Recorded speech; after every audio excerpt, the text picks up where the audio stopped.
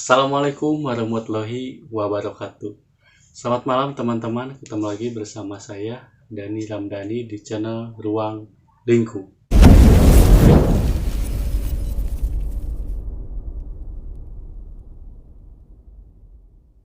Malam ini cukup berbeda karena kali ini saya tidak kedatangan narasumber, karena narasumber mengirimkan ceritanya via Instagram. Sebelum lanjut ke ceritanya, buat teman-teman yang baru gabung di channel kami, jangan lupa di like, comment, share, and di subscribe biar kami bisa menambahkan video selanjutnya.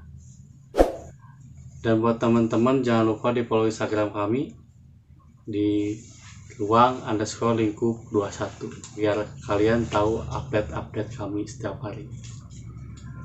Nah, buat teman-teman, terima kasih yang sudah nonton channel kami dan sudah pantengin channel kami juga.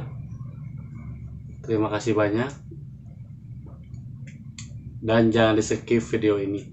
Kita langsung aja ke ceritanya. Kali ini cerita dari Agung, kita samarkan namanya Agung. Awal mula cerita ini pada tahun 2006 saat saya akan menuju ke rumah saudara saya yang berada di daerah Jakarta. Saat itu saya pergi menggunakan mobil dari Bandung karena kakak saya sudah duluan pergi ke Jakarta. Tadinya sih saya nggak akan pergi untuk ke sana karena saya diteleponin terus dari saudara saya yang dari Jakarta, ya terpaksa saya pergi. Waktu itu sekitar pukul jam 5 sore saya pergi menuju Jakarta.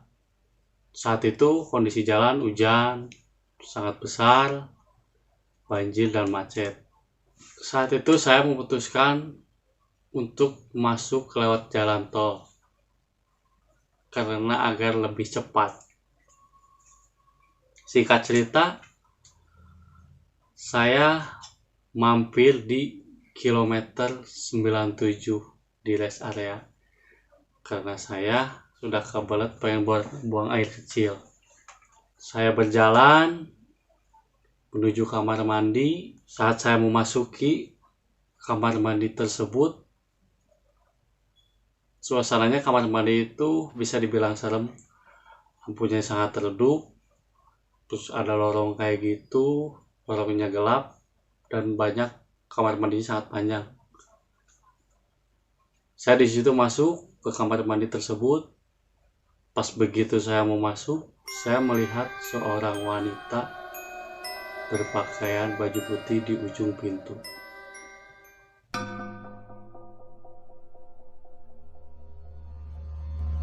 Di situ saya jujur sempat kaget karena kok kamar mandi cowok ada cewek.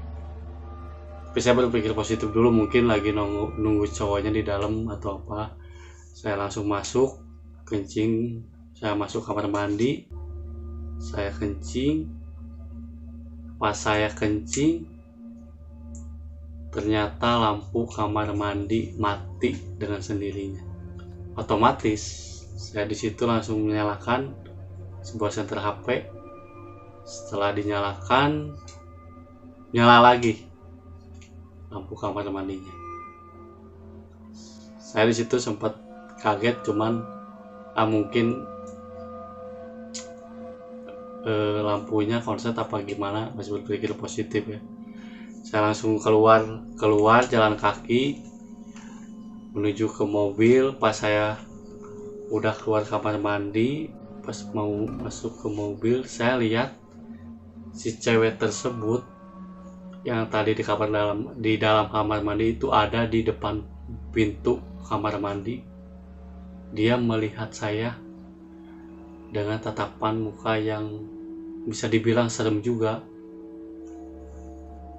Cuman sama saya dihiraukan saja karena penting juga gitu. Sekitar pukul 7:30 saya melanjutkan perjalanan lagi. Setelah melanjutkan perjalanan sekitar 1 kilo lah dari rest area 97, saya melihat seorang wanita berpakaian putih di pinggir jalan. Saya sempat kaget karena malam-malam di tengah tol, di jalan tol bisa dibilang ada seorang wanita jalan diem di pinggir jalan. Saya hiraukan. Setelah jalan saya nyetir, ada sekitar jarak 500 meter lah, saya lihat sosok wanita yang tadi tersebut. Pas saya jalan, wanita tersebut nyebrang. Otomatis saya kaget dong, langsung rem ngedadak. Setelah ngerem mendadak, alhamdulillahnya gitu di belakang kosong, nggak ada mobil. Saya di situ langsung kepingin dulu menepi sebentar karena takut ada hal-hal yang tidak diinginkan. Saya keluar di mobil, saya lihat depan belakang, alhamdulillah nggak ada apa-apa. Saya lanjutkan lagi perjalanan. Setelah itu hujan pun turun, sangat lebat, deras, angin pun kenceng. Jarak pandang pun ketika di mobil sekitar 3 meter saya bisa melihat. Di situ saya pelan-pelan, dan singkat cerita saya memutuskan untuk mampir ke rest area 88 karena kondisinya tidak memungkinkan untuk melanjutkan. Saya menepi ke rest area 88. Di situ saya diam, duduk dulu, nunggu hujan reda.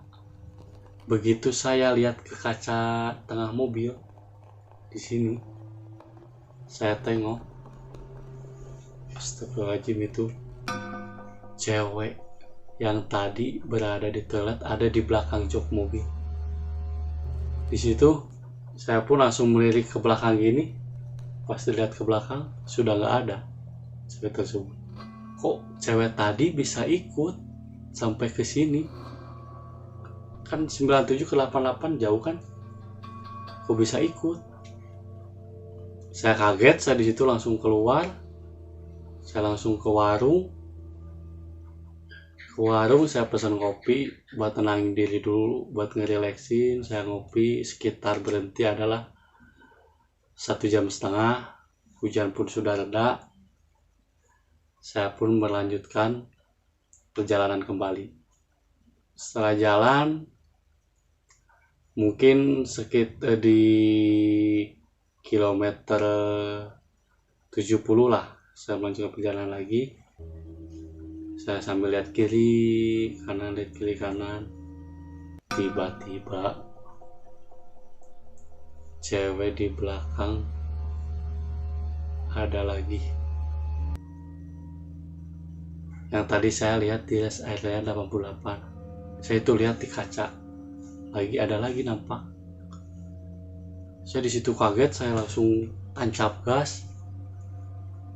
Pas setelah itu, di situ saya sempat tidak mau lihat ke belakang. Jujur saya takut itu. Saya takut, saya langsung tancap gas. Sekitar di kilometer 66. Saya di situ baru berani lihat ke belakang. Tiba-tiba sosok wanita tersebut sudah tidak ada di belakang jok. Singkat cerita, saya nyampe Jakarta itu sekitar pukul jam 12 malam. Saya nyampe Jakarta, saya datang ke Jakarta, cuci muka, lalu ganti baju. Setelah itu saya ngobrol. Saya di situ menceritakan kejadian saya terhadap saudara saya yang berada di Jakarta. Saya menceritakan kejadian dari kilometer 97, 88 sampai 70. Saya ceritakan semuanya. Ternyata saudara saya bilang gini, memang kalau jalan tol Cipularang itu dari kilometer 100 sampai ke 70 itu angker. Saya di situ diem, kaget. Saya nanya kembali, "Kak, kok bisa angker? Awal mula ceritanya bagaimana?" Dan saudara saya menceritakan, itu dulu pembangunan tol itu gunung yang dibelah. Katanya sih, konon katanya itu di kilometer 97 ada bangunan atau tapak tilas atau apa di sebelah kanan itu ada. Katanya itu gak boleh dihancurin. Terus kalau yang melintas ke situ harus membunyikan klakson. Dari kilometer 100 awal masuk klakson 3 kali katanya. Di situ saya berpikir, saya bilang ke saudara saya bilang gini, "Oh Kak, mungkin saya salah ya. Tadi tidak menyalakan klakson saat melintas." Di situ saudara saya langsung menjawab, "Mungkin itu deh, gara-gara kamu tidak membunyikan klakson, jadi langsung digangguin oleh hal-hal mistis yang berada di tol Cipularang kilometer 97." Dan setelah saudara saya menceritakan itu, saya pun di situ merasakan salah, karena itu memang salah saya. Ternyata cerita misteri itu memang ada, dan angker itu memang ada di setiap daerahnya. Singkat cerita, saya pun langsung istirahat dan bangun pagi-pagi, langsung acara keluarga. Acara keluarga itu beres sekitar pukul jam 3 sore. Sekitar jam 4 saya langsung pulang lagi ke Bandung sendiri, karena kakak saya tidak bisa pulang bareng sama saya karena masih ada urusan. Dan saya pun pulang sendiri sampai Bandung. Alhamdulillah, saya pas begitu nyampe memasuki kilometer dari 70, saya bunyikan klakson. Begitu di 97 saya bunyikan klakson lagi. Alhamdulillah, saya sampai Bandung selamat dan tidak terjadi apa-apa di perjalanan. Nah, teman-teman, itulah cerita yang bisa saya sampaikan tadi dari narasumber Agung yang dikirimkan via Instagram kami yang saya diceritakan barusan. Kesimpulannya yang saya ambil malam ini, buat teman-teman mungkin yang kalau melewati jalan tol Cipularang atau sekitarnya dan jalan lain, disapa, kita harus menyapa, harus sopan santun, minimal bunyikan klakson. Kalau enggak, kita mengucapkan assalamualaikum. Mungkin kita tidak akan diganggu oleh hal-hal misteri. Nah, itulah teman-teman yang bisa saya sampaikan buat malam ini. Terima kasih buat teman-teman yang sudah nonton video ini dari awal sampai akhir, dan pantengin terus channel kami di Ruang Lingkup. Terima kasih teman-teman sudah pantengin channel kami. Sampai ketemu di video selanjutnya. Assalamualaikum warahmatullahi wabarakatuh.